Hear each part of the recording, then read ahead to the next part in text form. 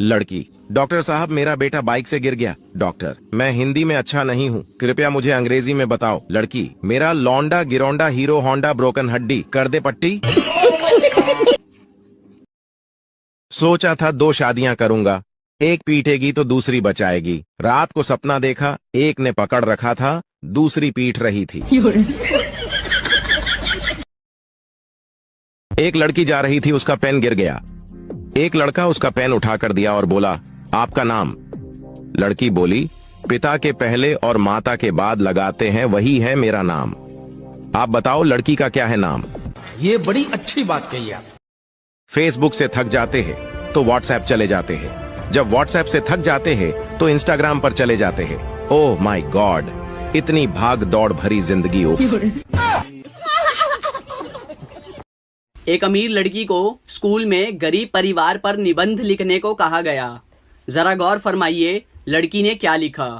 एक गरीब परिवार था, पिता गरीब, माँ गरीब, बच्चे गरीब। परिवार में 4 नौकर थे, वो भी गरीब। स्कॉर्पियो कार थी, वो भी टूटी हुई थी। उनका गरीब ड्राइवर बच्चों को उसी टूटी कार में स्कूल छोड़ के आता था। बच्चों के पास पुराने एप्पल आईफोन 8 मोबाइल थे। बच्चे हफ्ते में सिर्फ 3 बार ही ताज होटल में खाना खाते थे, बाकी दिन घर पर ही खाते थे। घर में सिर्फ 2 ही एसी थे और वो भी सेकेंड हैंड। सारा परिवार बड़ी मुश्किल से ऐश कर रहा था।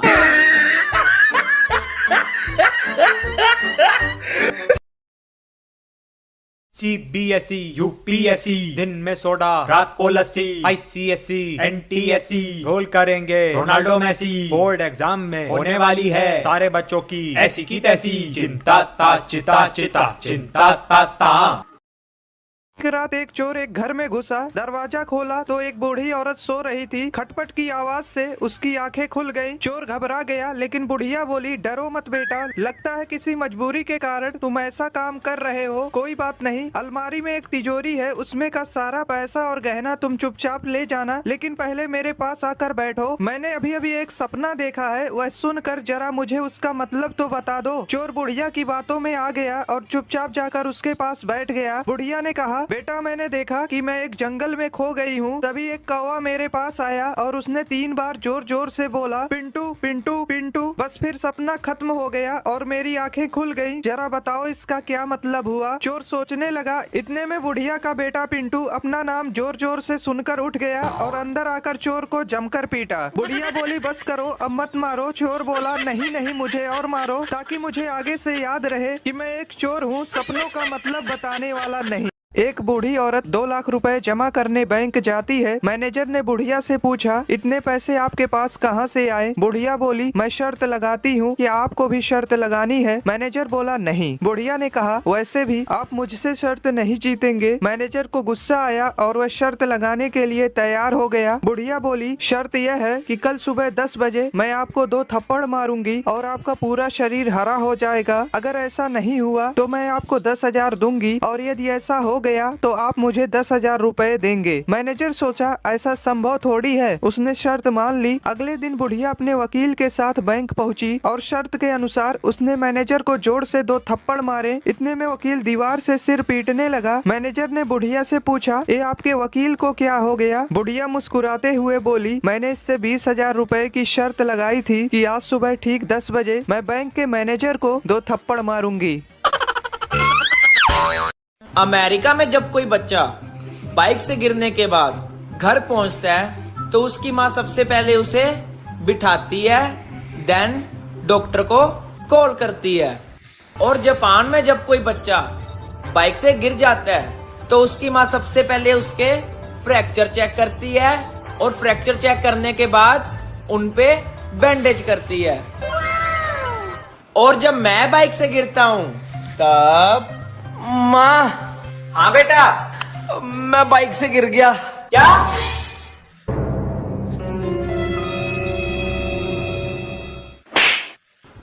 चला बाइक।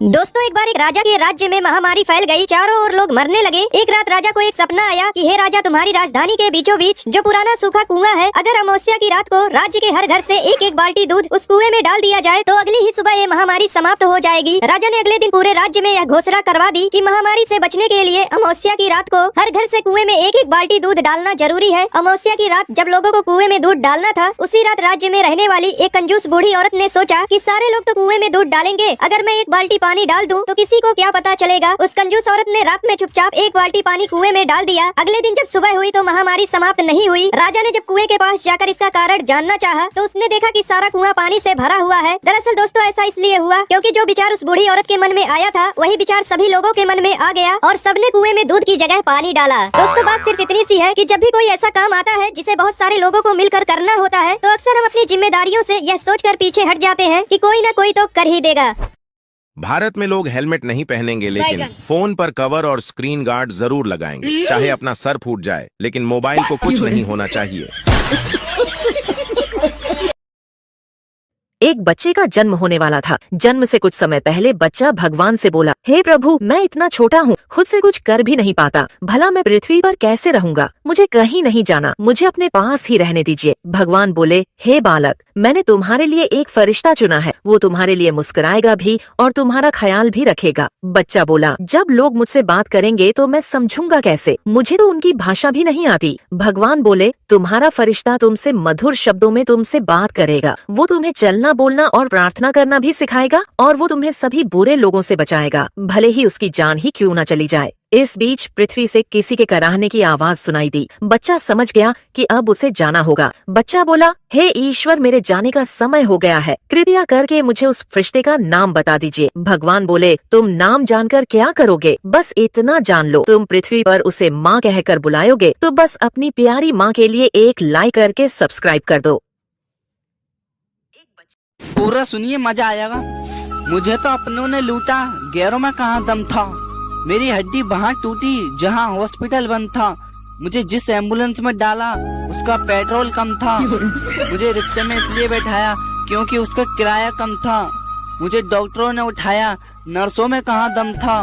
मुझे जिस बेड पर लेटाया उसके नीचे बम था। मुझे तो बम से उड़ाया, गोली में कहाँ दम था। और मुझे सड़क में दफनाया क्योंकि कब्रिस्तान में फंक्शन था।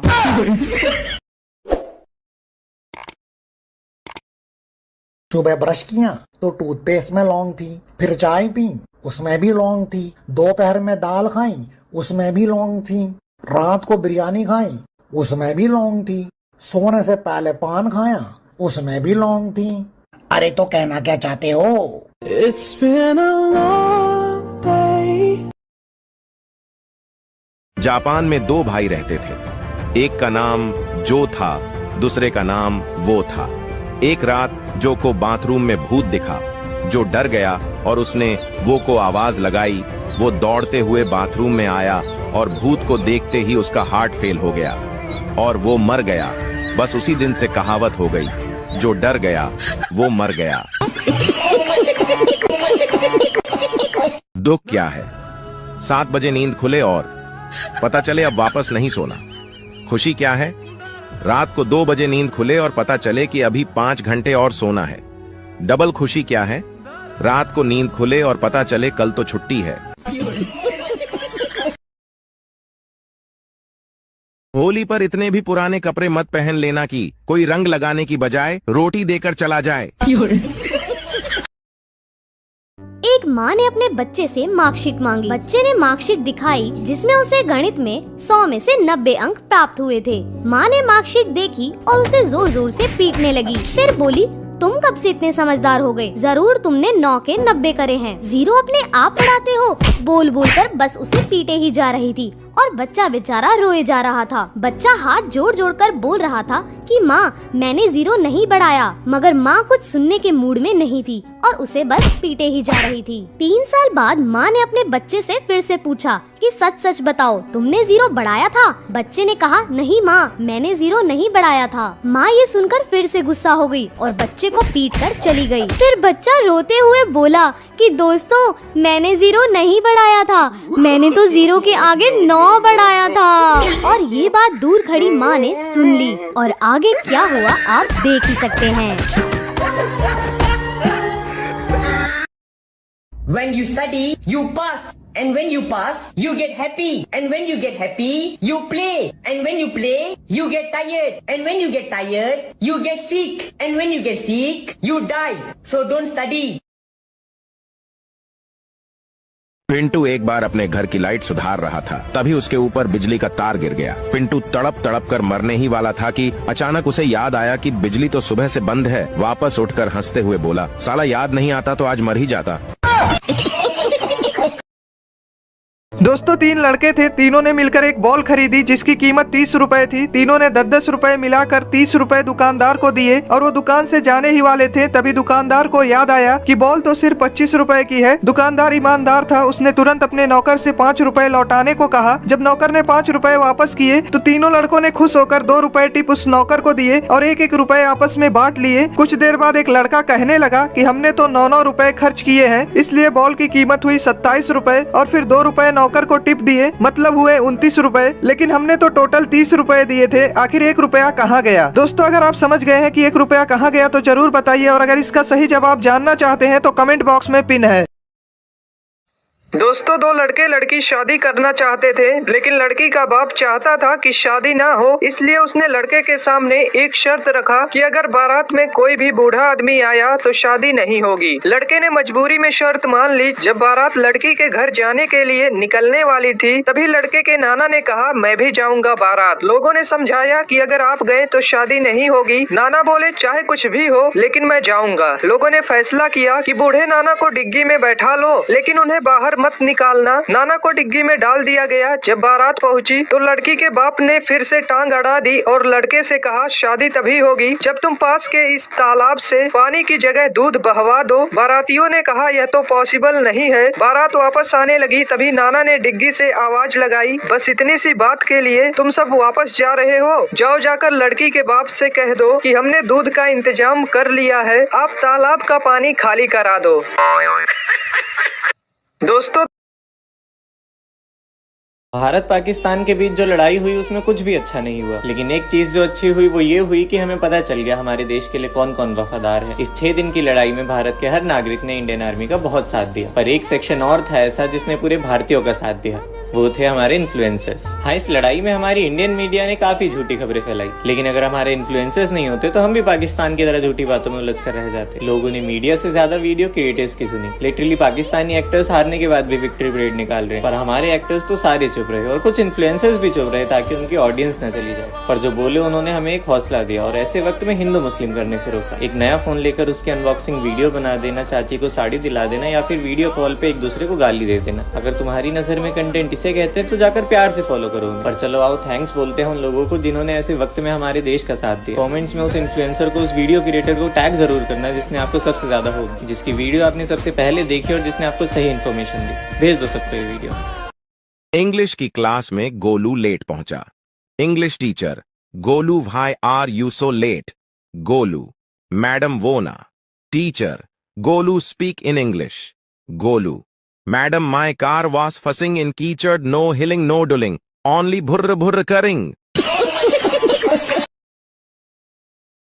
दोस्तों एक कसाई के घर चूहा, कबूतर, मुर्गा और बकरा रहते थे। एक दिन कसाई चूहा पकड़ने के लिए एक चूहादानी ले आया। जब चूहे को यह बात पता चली तो वह भागा भागा कबूतर के पास गया और बोला, बहन मेरी मदद करो, कसाई चूहादानी लाया है, उस चूहेदानी को कहीं दूर फेंक आओ। कबूतर बोली, चूहेदानी से मुझे क्या खतरा, मैं क्यों फेंकूं? अब चूहा मुर्गे के पास गया। मुर्गा हंसकर बोला, ये तो मेरी समस्या नहीं है, तुझे खतरा है, तू जाकर फेंक। बेचारा चूहा दौड़ते हुए बकरे के पास गया। बकरा बोला, चूहेदानी में मैं थोड़ी फंसने वाला, मैं ऐसा बिल्कुल नहीं करूंगा। निराश होकर चूहा अपने बिल में चला गया। रात को अचानक खट की आवाज आई। कसाई की बीवी को लगा कि चूहा चूहेदानी में फंस गया है। वह चूहेदानी के पास जा रही थी, अचानक उसे सांप ने काट लिया। कसाई अपनी बीबी को वैद्य के पास ले गया। वैद्य बोला, इसे कबूतर का सूप पिलाओगे तो ठीक हो जाएगी। कसाई ने कबूतर का सूप बनाकर अपनी बीबी को पिला दिया। उसकी बीबी ठीक हो गई। कसाई ने अपनी बीबी के ठीक होने की खुशी में मुर्गे को काटा और खा गए। जब पड़ोसी को पता चला कि उनकी पत्नी ठीक हो गई है तो सब पार्टी मांगने घर आए और कसाई ने पार्टी में बकरा बनवा दिया। दोस्तों, यह वही कबूतर, मुर्गा और बकरा थे जो चूहे के मुसीबत के समय में उसका साथ देने के बजाय उसका मजाक उड़ा रहे थे, क्योंकि उन्हें सिर्फ यही लगता था कि यह सिर्फ चूहे की प्रॉब्लम है।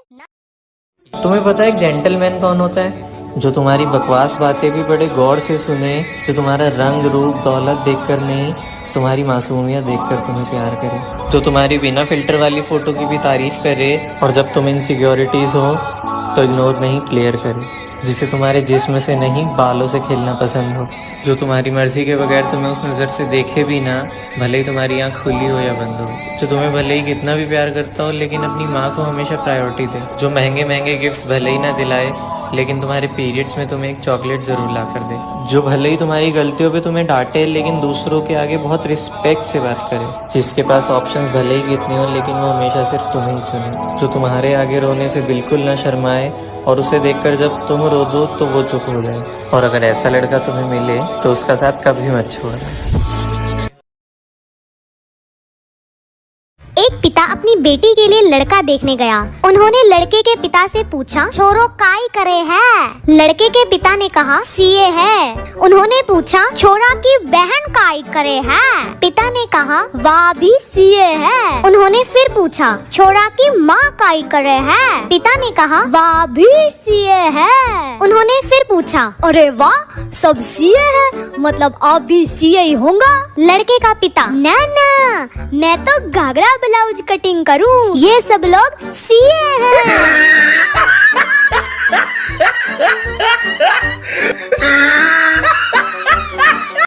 एक लड़का एग्जाम हॉल में बैठा था। पेपर बहुत टफ था। वह चीटिंग करना चाहता था लेकिन एग्जामिनर बहुत स्ट्रिक्ट था। थोड़ी देर बाद लड़के ने एग्जामिनर को अपने पास बुलाया और उसके कान में कुछ फुसफुसाया। एग्जामिनर चुपचाप जाकर चेयर पर बैठ गया और वहीं बैठा रहा। सभी छात्रों ने खूब चीटिंग की। एग्जाम खत्म हुआ तो सभी ने बाहर आकर उस लड़के से पूछा, भाई तूने एग्जामिनर को ऐसा क्या बोला कि वो चेयर से उठे ही नहीं? वह लड़का शर्माते हुए कहा, मैंने बोला था सर, पीछे से आपकी पैंट फटी है।